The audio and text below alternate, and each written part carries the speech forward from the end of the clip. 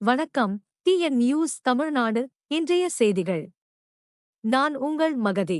IPL 2026 முதல் 91 நிலையில் இருந்து மீண்டு வந்த பந்து வீச்சாளர்கள். முதன்மை சூரியகுமார் யாதவ். மும்பை இந்தியன்ஸ் அணியின் வெற்றிக்கு பிறகு சூரியகுமார் யாதவ் பாராட்டு தெரிவித்தார். 90 கீழ் 1 நிலையில் இருந்த எதிர்க்கணியை பந்து வீச்சாளர்கள் தடுத்து நிறுத்தினர். இது குணநலம் நிறைந்த ஆட்டம் என்று அவர் குறிப்பிட்டார். ஐபிஎல் 2026 போட்டியில் மும்பை இந்தியன்ஸ் அணியின் அணித்தலைவர் சூரியகுமார் யாதவ் தனது அணியின் பந்து வீச்சாளர்களின் சிறப்பான செயல்திறனை பாராட்டினார். எதிர்க்கணி 90 ரன்களுக்கு ஒரு விக்கெட் மட்டுமே இழந்த நிலையில் இருந்து மீண்டு வந்து வெற்றி பெற்றதை அவர் குறிப்பிடத்தக்கது என்று வர்ணித்தார். இது ஒரு முழுமையான அணி முயற்சியின் விளைவு என்று அவர் தெரிவித்தார்.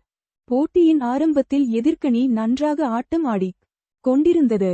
அவர்களின் தொடக்க வீரர்கள் உறுதியான கூட்டாண்மையை உருவாக்கினர். ஆனால் மும்பை அணியின் பந்து வீச்சாளர்கள் தங்கள் அனுபவத்தையும் திறமையையும் பயன்படுத்தி விளையாட்டின் போக்கை மாற்றினர்.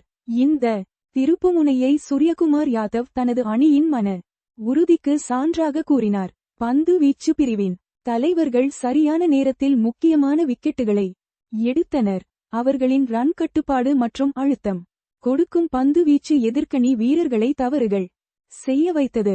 இளம் பந்து வீச்சாளர்களும் அனுபவமிக்க வீரர்களும் ஒன்றிணைந்து செயல்பட்டது மிகவும் ஊக்கமளிக்கிறது என்று அணித்தலைவர் குறிப்பிட்டார். மைதானத்தில் நடந்த உத்திகள் மற்றும் அணியின் ஒற்றுமை இந்த வெற்றிக்கு முக்கிய காரணங்கள் என்று சூரியகுமார் யாதவ் விளக்கினார். ஒவ்வொரு பந்து வீச்சாளரும் தங்கள் பங்கை சிறப்பாக நிறைவேற்றியதாக அவர் தெரிவித்தார். நீங்கள் கேட்டது டிஎன் நியூஸ் தமிழ்நாடு செய்திகள். மேலும் செய்திகளுக்கு எங்கள் சேனலை தொடர்ந்து பாருங்கள். நன்றி, வணக்கம்.